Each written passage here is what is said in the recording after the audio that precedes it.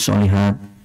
Kita masih diberikan kesehatan serta waktu luang Bapak Ibu, sehingga kita semua masih bisa duduk di sini di majelis yang mulia ini untuk membahas, untuk mengkaji ilmu-ilmu Allah yang sangat luas yang ada di sekeliling kita. Ini hanya sebagian kecil dari ilmu Allah yang kita bahas, dan ini dari bagian yang kecil ini lebih kecil lagi. Bapak Ibu yang dimuliakan Allah, pagi hari ini insya Allah saya akan menyampaikan mengenai zat-zat toksik, ya, beberapa zat-zat toksik yang ada di sekitar kita dan kita perlu tahu itu. Ini zat-zat toksik itu berarti zat itu toksik atau beracun, ya, beracun untuk, tergantung. Ada yang beracun untuk ginjal, namanya nefrotoksik. Nefrotoksik itu beracun untuk ginjal, karena ginjal itu nefro, nama depannya nefro. Kalau disambungkan dengan sesuatu berarti mengandung unsur ginjal. Kalau dengan beracun untuk saraf namanya neurotoksik, jadi beracun untuk saraf, ya. Kemudian ada juga hepatotoksik yang sering-sering, ya, beracun untuk hati. Jadi tidak semua zat itu yang beracun untuk semuanya. Ada predileksi namanya kalau di dalam istilah medis, tempat yang dia sukai. Seperti contohnya kaki diabetes. Kok yang diserang kaki? Sampai namanya diabetic foot atau kaki diabetes. Kok enggak dinamakan diabetic head atau kepala diabetes? Ya, karena dia tidak suka di tempat kepala itu, yang dia sukai kaki, ya. Kemudian juga ada spoon meal. Nah, spoon meal itu kuku seperti spoon, seperti sendok. Itu ada orang yang kekurangan zat besi. Orang kurang zat besi, entah itu pendarahan kronis atau suka minum teh misalnya. Teh itu menghambat penyerapan zat besi, Bapak Ibu. Jadi salah satu penyebab anemia itu sebetulnya minum teh, ya, tapi yang eksesif, ya, artinya yang terlalu banyak, seperti itu. Nah, pagi hari ini insya Allah kita akan membahas mengenai nefrotoksik, ya. Ini karena sangat banyak diberitakan. Saya yakin Bapak Ibu, di antara Bapak Ibu ada yang punya anak kecil sebagai putranya, putrinya, atau mungkin keponakannya atau cucunya barangkali, ya. Ya. Nah, penyebab kerusakan ginjal itu sebetulnya dibagi tiga, Bapak Ibu. Ini harus waspada, dibagi tiga. Yang pertama sebelum ginjal, namanya prerenal. Yang kedua renal, ginjalnya sendiri. Di renal itu nama lainnya nefro atau renal itu. Kemudian yang ketiga postrenal, setelah ginjal. Ginjal ini letaknya di pinggang, Bapak Ibu. Pinggang, ya. Jadi kalau ada orang sakit pinggang, orang bilangnya sakit ginjal. Padahal sebetulnya gagal ginjal itu tidak sakit di pinggangnya, tapi sesak. Kalau batu ginjal itu sakit pinggang, batu ginjal. Tapi kalau gagal ginjal tidak sakit pinggang, ya, tapi sesak, mual muntah, tidak bisa kencing, dan seterusnya. Itu, Pak Ibu. Nah, prerenal sebelum ginjal itu sistem yang sebelum darah itu masuk ke ginjal. Jadi ginjal itu adalah saringan, Bapak Ibu. Saringan. Darah berputar-putar terus dari jantung, kemudian ke seluruh tubuh, terus ke ginjal, kembali lagi ke jantung lagi pada akhirnya. Nah, di ginjal itu disaring, kelebihan cairan dibuang lewat urin. Toksiknya dibuang lewat urin. Jadi membuang cairan dan toksin. Ya, jadi ginjal itu fungsinya seperti itu. Darah merah itu di ginjal jadi urin. Luar biasa. Bayangkan. Makanya kalau ginjalnya bocor, di urin ada darahnya. Tapi tidak kelihatan. Ya, kalau memang masih tahap dini, terlihatnya hanya mikroskop. Makanya diperlukan cek urin. Ini cek yang sering terlewatkan, cek urin kalau kesehatan. Orang sering kali ceknya cek kolesterol, asam urat, gula darah, betul, ya. Tapi urin lupa. Padahal urin itu Pak, Masya Allah benar kalau saya menilai. Karena dia meliputi fungsi ginjal. Abnormalitas pada ginjal. Jadi kalau urinnya jelek, gambarannya tidak baik begitu, hampir pasti ginjalnya bermasalah. Penting sekali Bu. Dan saya lihat banyak check up itu tidak menyertakan urin. Wah, kelewatannya banyak, sangat banyak. Kita bisa mendeteksi dan memprediksi seseorang itu kemungkinan kena sakit jantung, ya, gara-gara urinnya ada kebocoran. Bayangkan Bu, dari urin yang bocor kita bisa prediksi sebentar lagi orangnya atau tidak lama lagi bisa kena serangan jantung koroner. Hanya dari urin. Makanya kalau ada urin itu terlewatkan, salah Bapak Ibu. Dan urin itu murah. Cek urin itu murah. Baik. Nah, kelainan sebelum ginjal namanya prerenal. Contohnya ya. Ini hipoperfusi ini apa artinya? Hipoperfusi itu kekurangan cairan yang masuk ke dalam suatu organ, itu hipoperfusi. Perfusion. Nah, sebabnya misalnya diare sampai dehidrasi. Jadi kalau orang diare, dehidrasi, tidak tertolong, gagal ginjal. Penting sekali Bapak Ibu. Jadi diare harus sedia oralit di rumah. Oralit harus tersedia. Bapak Ibu sudah tersedia oralit di rumah? Harus tersedia, nanti habis ini beli oralit. Ya. Oralit. Apapun penyebab diarenya, demam atau tidak demam, oralit sediakan. Hilang cairan, ganti cairan baru. Itu prinsipnya. Ya. Diare, dehidrasi, panas-panas maraton. Kencingnya sedikit, lain kencing sedikit itu sudah bisa menjadi awal dari gagal ginjal. Jadi urin, penurunan produksi urin namanya oliguria atau kecilnya sedikitnya urin atau anuria. Ketika urin itu di bawah 100 cc per 24 jam. 100 cc per 24 jam. Itu sudah dikatakan tidak berproduksi. Jadi urin itu tidak berproduksi apabila kalau panjenengan tampung urin seseorang di bawah 100 cc per 24 jam.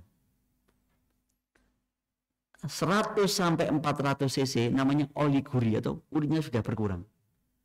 Jadi urin normal itu di atas 400 cc dalam sehari semalam.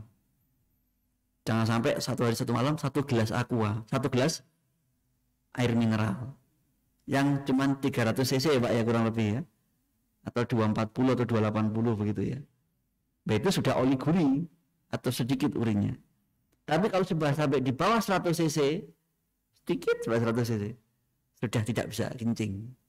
Orang gagal ginjal yang cuci darah itu Pak, yang sudah fase-fase terminal, itu tidak ada kencing. Ya kencingnya yang 0 kadang-kadang atau di bawah 100 cc. Na'udzubillah dari 0. Makanya dia perlu alat atau mesin untuk membuang kelebihan cairan. Nah, orang kan mesti minum Bapak Ibu.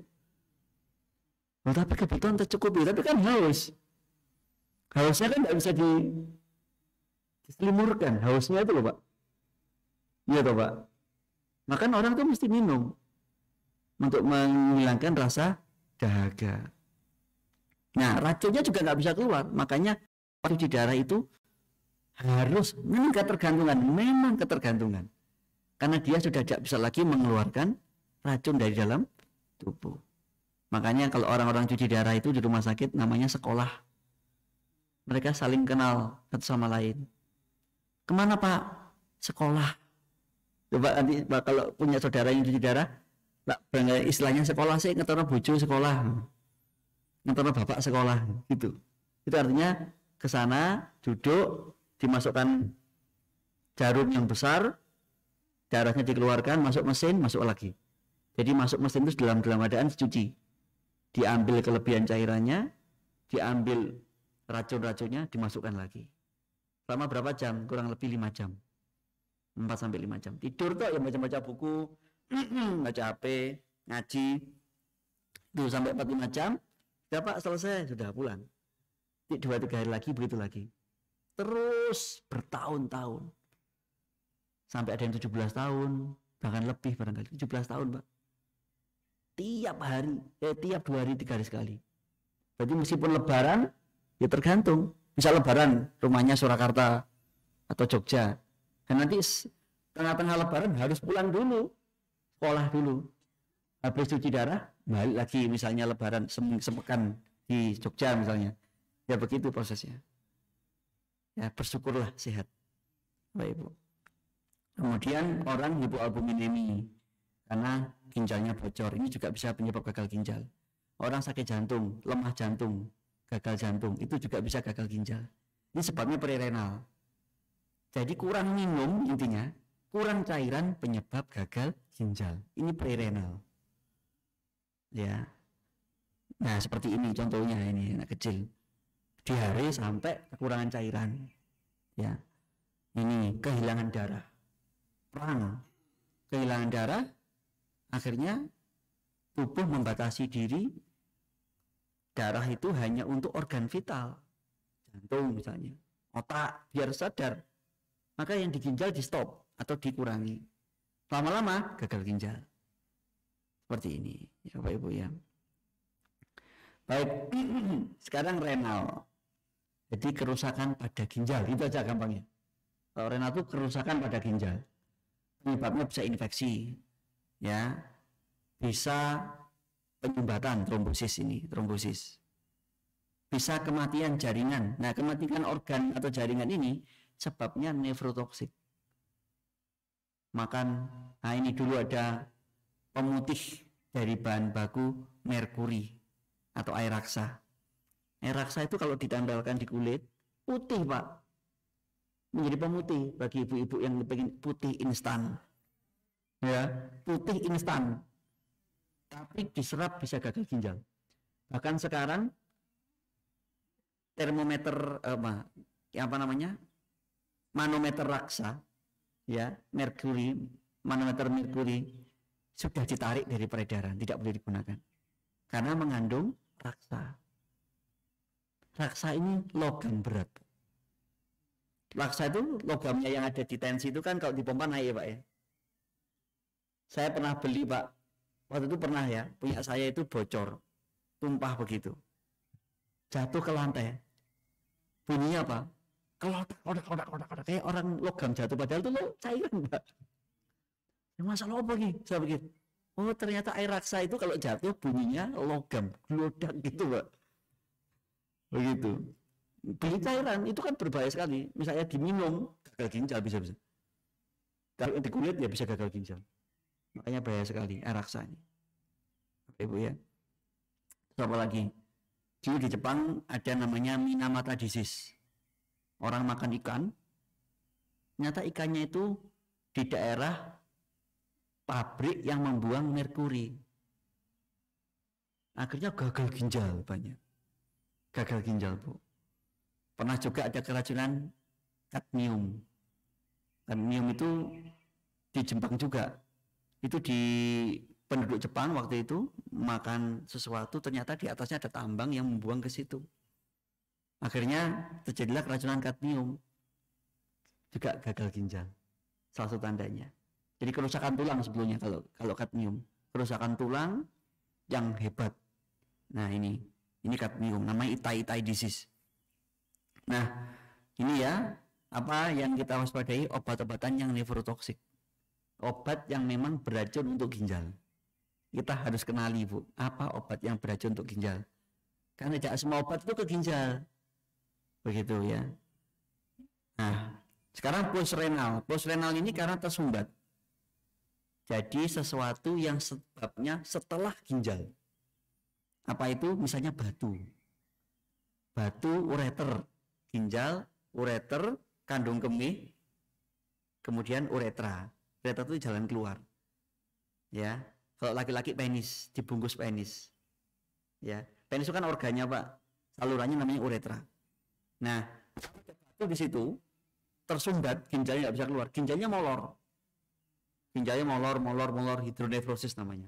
Lama-lama gagal ginjal.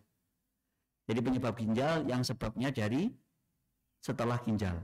Sebab lainnya misalnya prostat. Nggak ada batu tapi prostat. Kencingnya sering anyang-anyangan, nggak bisa kencing. Kalau kencing pancarannya lemah. Kencing airnya bercabang dua. Ini waspada Bapak Ibu, bapak-bapak ya, bapak-bapak. Ini bapak ya. bapak yang usianya sudah di atas 40, ya terutama 50, terutama 60, kok kalau kencingnya bolak-balik kepengin pipis, mungkin gejala prostat. Kepengin kencing, ketika kencing ternyata geledek, pancarannya lemah, kebel pipis, tes, udah berhenti. Padahal logikanya kalau kebelet pipis begitu kencing, sampai habis lega, ya kan Pak? Kenceng habis netes lega. Ini enggak, ini kepengin ternyata pancarannya lemah, atau pancarannya bercabang, 2 jues, ngepang terus 2, 3 gitu. Nah ini gejala prostat. Ya, atau setiap kencing tidak tuntas. Kok sih ada rasanya ya? Sih ada rasanya.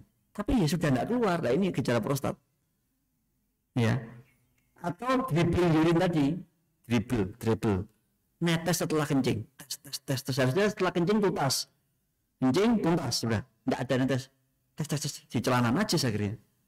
Bapak Ibu. Nah ini adalah gejala prostat. Prostat ini karena usia. Seperti rambut yang memutih, mata yang katarak, prostat yang membesar, menjadi pembesaran prostat. Itu Bapak Ibu. Ya. Terus kemudian tumor kandungan. Tumor kandungan itu miom yang besar, kista indung telur, tidak diobati, menyumbat saluran ginjal, gagal ginjal. Itu penyebab postrenal. Jadi penyebab ginjal kelainan itu prerenal, renal, postrenal. Ini postrenal ya Bapak Ibu. Batu misalnya, kanker, ya kanker sistem kandungan, ya, dan seterusnya, itu tumor ya, kanker. Nah, ini sekarang kita bahas yang sekarang lagi trending topik, ya, di ethylene glycol ya, di IG, ya. Ini zat yang memang sebetulnya dicampurkan pada aslinya bukan untuk manusia, sebetulnya untuk barang Bapak Ibu ya. Ya. Ini untuk produk-produk seperti rokok, pelumas, minyak rem, dan kosmetik. Ya. Kemudian sebenarnya tidak boleh digunakan untuk makanan. Yang sangat toksik. Kalaupun dipakai jumlahnya ada syarat batas maksimumnya. Kecil sekali. Kurang lebih kalau nggak salah 620 mg. 0,62 mg kalau nggak salah ya. Seingat saya. Jadi kecil sekali jumlahnya. Ya. Digunakan melebihi itu maka bisa membuat gagal ginjal. Nah kalau dia ada di dalam tubuh, yang diserang ini bisa ke ginjal, nefrotoksik, atau ke otak, neurotoksik, atau ke hati, hepatotoksik, ya, atau ke limpa, splenotoksik atau lienotoksik, ya, atau ke jaringan lemak, ya, adipotoksik, ya. Nah ini DEG ini di metabolisme menjadi asam glikolat.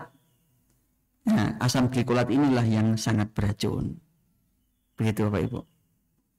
Nah ini catatan panjang keracunan DEG yang ada di sirup-sirupnya anak-anak itu. Di Amerika Serikat pernah tahun 37 Pak. Tahun 37 kita ulangi tahun sekarang. Tahun 37 itu pernah seperti itu. Jadi antibiotik dicampur sama DEG. Ya.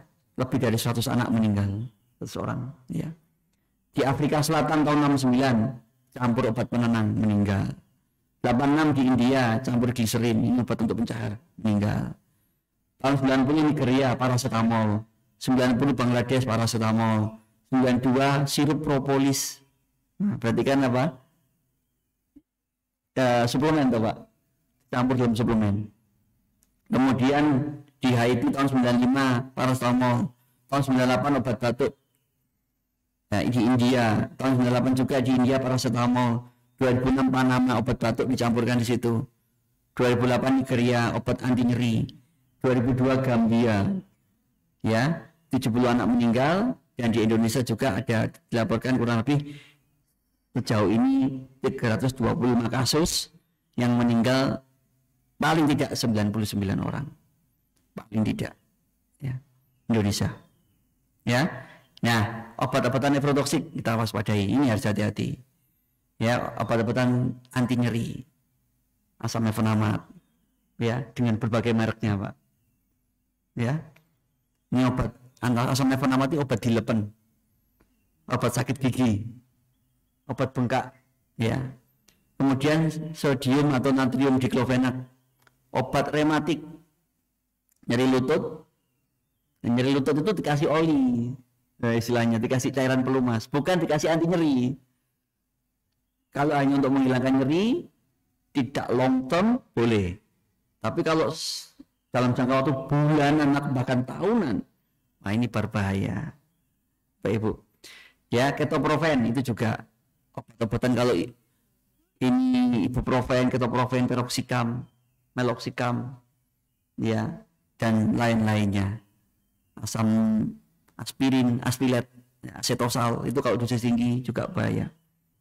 Karena dia NSAID atau non steroid anti inflammatory drug, obat anti nyeri, anti radang non steroid. Ini obat nefrotoksik. Baik. Kemudian suplemen yang berlebihan.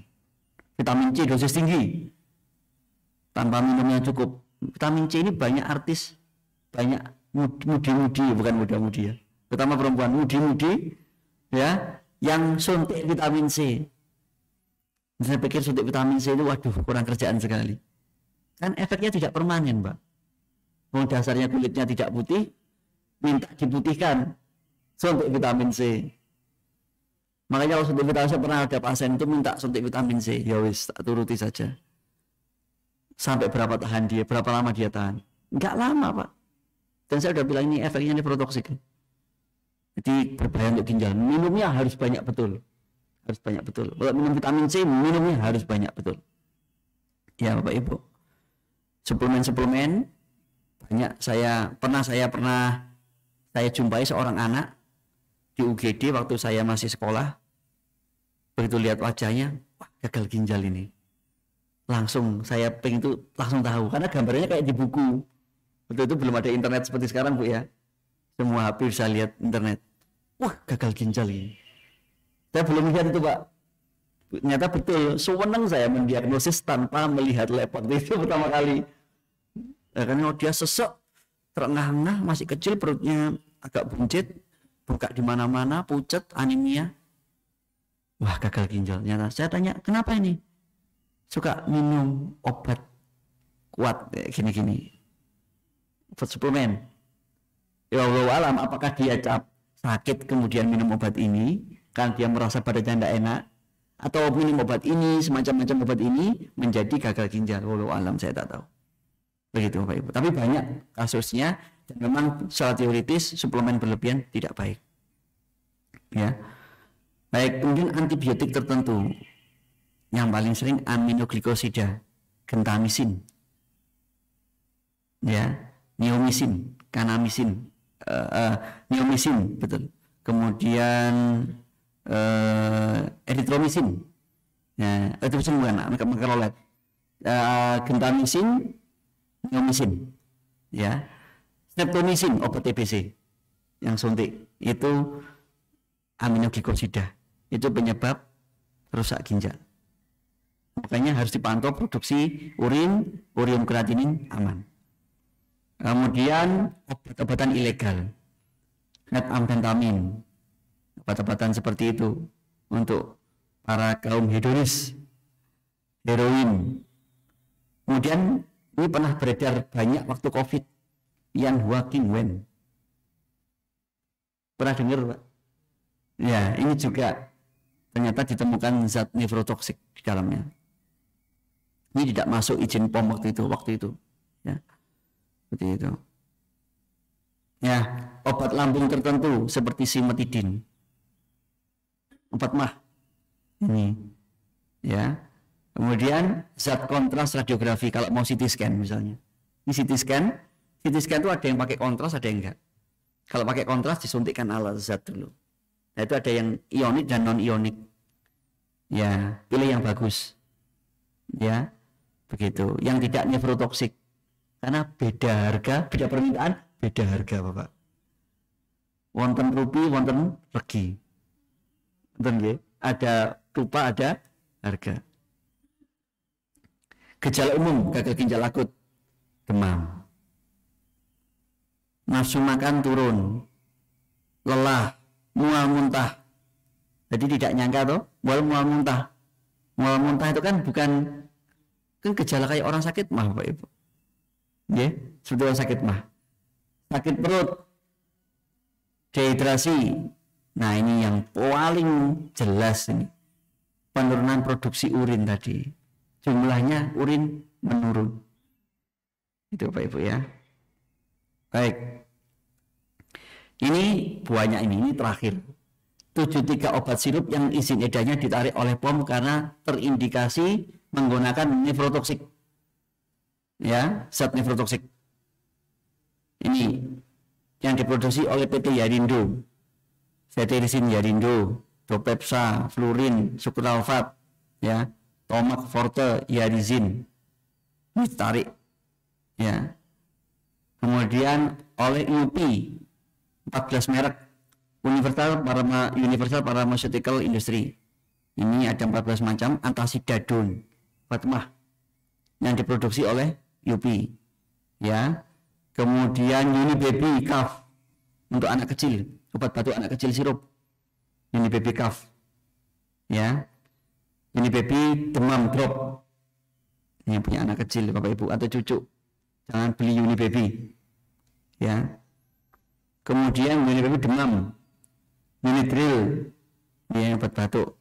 Unifenicol, obat antibiotik. Unifson, ya, obat radang. Uni OPH, OPH.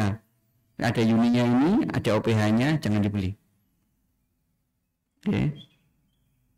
Baik. Kemudian wah ini kecil sekali.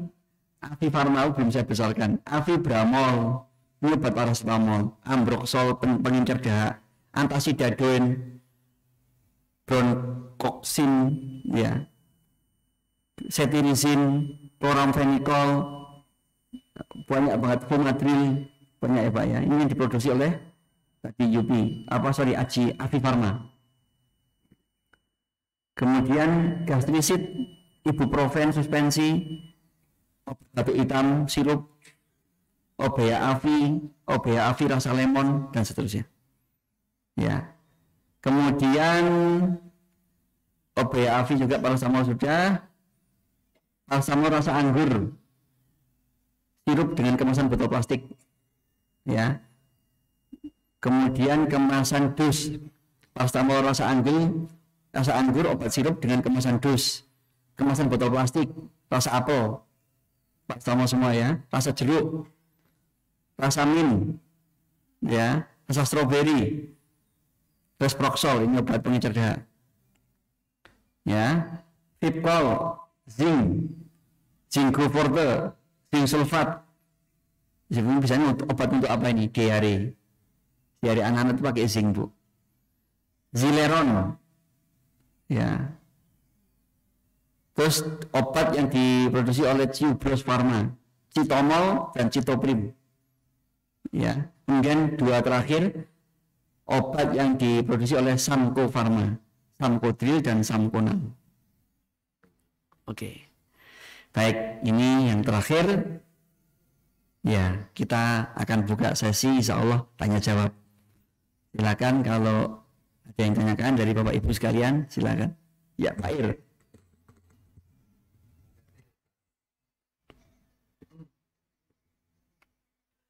Kalau orang sudah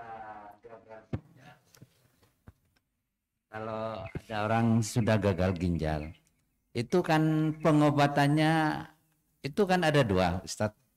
Ada yang 2 minggu sekali atau yang 2 hari sekali kata Ustadz itu, atau ada yang nanjam sekali. Itu mana yang lebih bagus gitu, Ustadz? Yang kedua, berapa batas minimal katanya untuk tes urin dan kreatinin itu, karena itu kan juga untuk melihat ginjal kita itu. Ya. Masih Pak Ir, metode atau moda cuci darah, ya.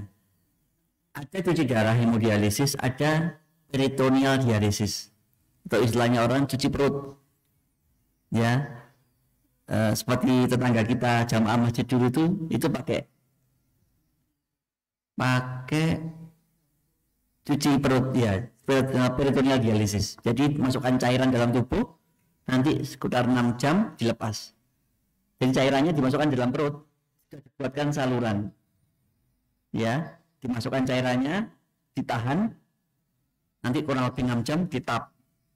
Nah, cairan yang ditap itu sudah mengandung urin dan menyedot minum-minum yang nggak bisa keluar lewat urin, seperti itu.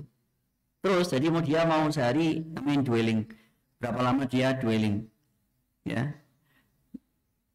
sehari 1-2 kali misalnya, 2 kali dia seperti itu gembol, entah itu paginya entah itu malamnya pas tidur, besok pagi di tap, seperti itu ya Pak, ya tergantung keparahan Pak. Ada yang cuci darah itu 2 kali sepekan, ada yang 3 kali, ada yang setiap hari, tapi pelan-pelan yang diambil, jadi nggak banyak, namanya slow extension dialisis. Jadi pelan-pelan diambil darahnya, cairannya, jadi orangnya nggak goncang, seperti tidak ada apa-apa, pelan sekali diambil darahnya, diambil cairannya, diambil urinnya, seperti itu. Jadi itu tergantung dengan keparahan penyakit. Seperti kalau ingin membunuh tikus, cukup dengan perangkap jebakan tikus. Kalau tidak bisa baru diracun misalnya, dan seterusnya. Tidak harus dibom, seperti itu Pak. Ya. Kemudian yang kedua, urum kreatinin itu maksimal 1,5 ya, miligram per desiliter. Kalau urium itu sekitar kurang lebih 40 miligram per desiliter kadarnya maksimum, kurang lebih 40 ya maksimum. Jadi jangan sampai di atas 40 Pak Ibu. Baik, itu Pak Ir, ya. Ya silakan Pak.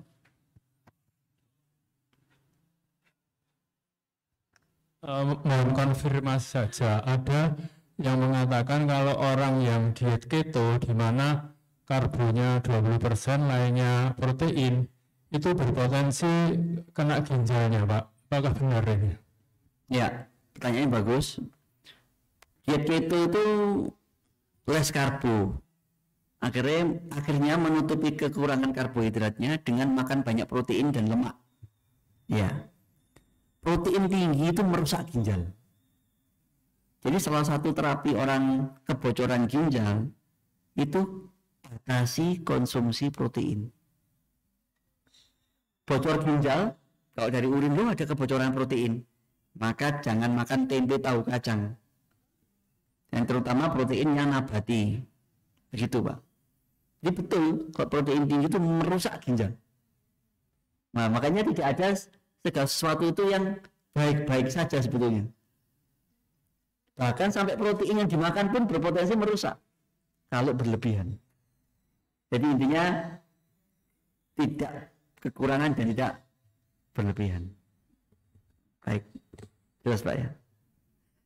Ya, ada lagi ya Ibu Wiwi, Green Orchid. Apa Bu? Oh, suplemen untuk daya tahan. Ya Ibu. Lalu yang kedua pertanyaannya, saya punya teman itu diet tanpa makan nasi, semua tepung, jadi makannya cuman ikan, sayur gitu. Itu baik apa tidak? Baik. Iya. Kalau obat-obat imunostimulan, entah mereknya apapun termasuk yang tadi disebutkan, itu baik ketika dibutuhkan. Itu dia. Ketika dibutuhkan silakan, sakit pilek diminum, greges diminum, tidak apa-apa. Ya, tidak apa-apa Bu. Tapi jangan panjang sampai nggak ada batasan waktu untuk berhenti. Ya. Kemudian tadi yang kedua, diet yang hanya tepung ya, karbohidrat. Hanya sayur dan roti. Saya sama ikan. Oh, saya sama ikan. Ya tidak seimbang Bu ya, harus seimbang. Ya harus ada karbonnya karena manusia itu 60-70% itu karbohidrat. Memang begitu. Nah kalau dikurangi ya jangan sampai tidak sama sekali. Ya betul. Ya betul. Kalau khawatirnya apa? Ketika dikurangi proporsinya jadi berubah. Proteinnya jadi tinggi. Ya toh Bu. Kan ikan itu protein Bu. Ya, protein jadi tinggi. Kalau orang yang tidak ada masalah dengan ginjal nggak masalah. Masalahnya kalau ginjal itu karbo nggak apa-apa. Protein nggak boleh. Kebanyakan begitu. Kalau diabetes, karbo nggak boleh, protein nggak apa-apa. Kolesterol, karbo nggak apa-apa. Kolesterol yang secara umum ya, bukan trigliserid. Lemak nggak boleh. Kan ini tergantung Pak, penyakitnya yang mana begitu Bu ya. Ya, jadi kalau memang itu kurang karbohidrat, tapi tidak berarti tidak sama sekali. Karbohidrat itu yang diperlukan yang serat tinggi Bu, kayak gandum, beras merah. Ya itu yang bagus. Ya, untuk orang diabetes gandum, beras merah. Kurang karbo betul, tapi bukan berarti tidak sama sekali. Iya, sama-sama. Ya Pak Iwan. Ada teman saya itu kena ginjal, terus disarankan untuk mengurangi minum. Nah, untuk kita yang sehat ini apakah ada batasan minum itu berapa banyak gitu, Dok? Baik, betul. Orang gagal ginjal terminal yang sudah cuci darah atau cuci perut tadi memang membatasi minum.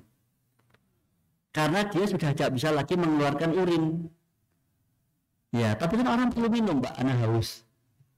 Makanya urin minumnya sebagai syarat ditakar sesuai dengan takaran yang dianjurkan oleh dokter yang merawat. Begitu. Kalau orang normal begini banyak minum. Tidak ada batasan soal, asal tidak meninggal kemudian tidak dikubur. Karena menjadi gelonggong. Kan ceritanya sapi gelonggong itu kan begitu. Kasih air banyak, ya toh Pak. Kemudian meninggal, mati ya. Mati kalau nggak dikubur cepat busuk. Sapi gelonggong. Jadi meskipun air pun seperti itu, Pak. Iya. Boleh nggak apa-apa, selama sehat. Kalaupun meninggal cepat dikubur. Baca wis. Ya. Pokoknya minum air putih yang sebanyak-banyaknya. Selama tidak ada kontraindikasi. Air putih itu penting sekali Pak. Paling enggak sehari 2000 cc, 2 liter atau 8 gelas kurang lebih. Tolong ditakar ya. Mungkin lupa. Makan kekenyangan enggak minum. Saya juga sering gitu. Makan karena saya itu makannya sedikit, makan sedikit lebih banyak aja sudah enggak minum. Habis itu saya lupa, ya Allah belum minum. Makanya di mobil saya sediakan botol-botol mineral. Nah, ini harus habis, ini saya sudah harus dihabiskan ini. Begitu Pak ya. Baik. Ya, silakan. Pak Marno. Ya. Terima kasih Dok, ini vitamin. Ya. Kalau kita mengkonsumsi vitamin setiap hari, walaupun dalam keadaan sehat, apa punya pengaruh negatif terhadap tubuh kita apa enggak? Jadi halnya kita waktu pandemi kemarin, COVID itu kan kita dianjurkan banyak vitamin C, vitamin D. Ya kalau pandemi sudah enggak ada, apakah perlu itu vitamin itu perlu dikonsumsi terus apa enggak? Terima kasih. Baik. Baik Pak Ibu. Saya juga sampai sekarang itu insya Allah sampai 1-2 hari kemarin saya minum vitamin C 1000 mg setiap hari. Ya boleh, tapi minumnya harus banyak Pak. Karena kebutuhan vitamin C itu kurang lebih sebetulnya cuma 60 mg. Tidak sampai 1000 sebetulnya. Jadi perhatikan minumnya. Iya. Vitamin D boleh. Saya minum vitamin D sehari 5.000 sampai 10.000. Lah kalau enggak gitu turun Bu. Vitamin D itu kadang-kadang kebanyakan yang dijualkan 1000 atau cuma 400 mikrogram. Pas mikrogram itu kecil sekali Pak. Kecil sekali 400 mikrogram itu. Ya, karena 1 mikrogram itu maaf 1 unit sama dibanding mikrogram itu 1/25 ya. Ya, jadi kalau kita kan kita minum vitamin D 0,25 mikro. Itu vitamin E, 0,25 mikro ya. 0,25 mikro sekalikan 40. Berarti berapa, Pak? 25 kalikan 2,4 sama 10. Ya, 0,25 itu setara dengan 10 unit vitamin D. Makanya vitamin D itu kalau 1000 unit itu sudah tinggi. 5000 unit tambah tinggi sekali. Ya. Jadi kurang lebih 40 kalinya kalau dari mikro ke unit vitamin D. Vitamin D, Pak. Ya. Jadi kalau minum vitamin D tetap harus minum air putih yang banyak. Ya, karena vitamin ADEK itu perlu komponen lain untuk metabolismenya. Ya, kalau A sama kalau C itu ya, C itu B, C itu tidak. Tapi kalau AD harus waspada. Ya, ADEK. Nah, kenapa loh? Tapi C gimana C? Khusus C, dia punya sifat nefrotoksik. Vitamin C. Vitamin C itu nefrotoksik. Karena memang komponennya sendiri yang nefrotoksik. Seperti itu. Gitu ya, Pak ya. Minum air putih yang banyak. Vitamin C minimal 60 mg boleh. Kebutuhan sehari 60 mg kurang lebih. Gimana, Bu? Vitamin E untuk mempertahankan pada masa tertentu, Bu ya, itu kurang lebih 400 unit. Ya, pada masa tertentu misalnya hamil, sedang sakit dan seterusnya. Jadwal untuk kulit boleh 400. 400 itu insya Allah aman. Begitu, Ibu. Oke.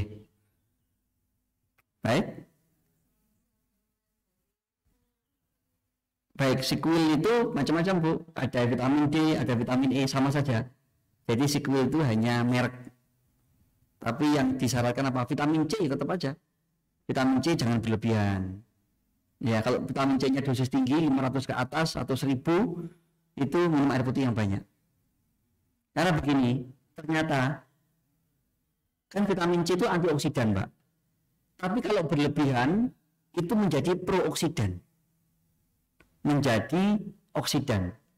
Menjadi oksidator, menjadi merusak. Menjadi merusak. Jadi maunya kita itu antioksidan minum vitamin C, tapi kalau dosis tinggi menjadi prooksidan. Itu ilmunya begitu, Pak. Ya. Jadi antioksidan itu pada dosis tertentu. Baik. Ya. Oh ya, Ibu. Nggih. Boleh. Boleh, asal nggak sakit, Bu. Ya, nggak gagal ginjal, nggak gagal jantung, nggak gagal hati, kalau boleh. Yang gagal ginjal, gagal jantung, gagal hati itu airnya berlebihan. Jangan minum air putih banyak, dibatasi. Ya. Baik. Saya kira cukup. Baik, mudah-mudahan menjadi ilmu yang bermanfaat bagi kita semuanya. Saya mohon maaf atas kurang dan lebihnya. Kita tutup dengan doa kafaratul majelis. Subhanakallahumma wa bihamdika asyhadu an la ilaha illa anta astaghfiruka wa atubu ilaik. Usikum wa nafsi bitaqwallah. Assalamualaikum warahmatullahi wabarakatuh.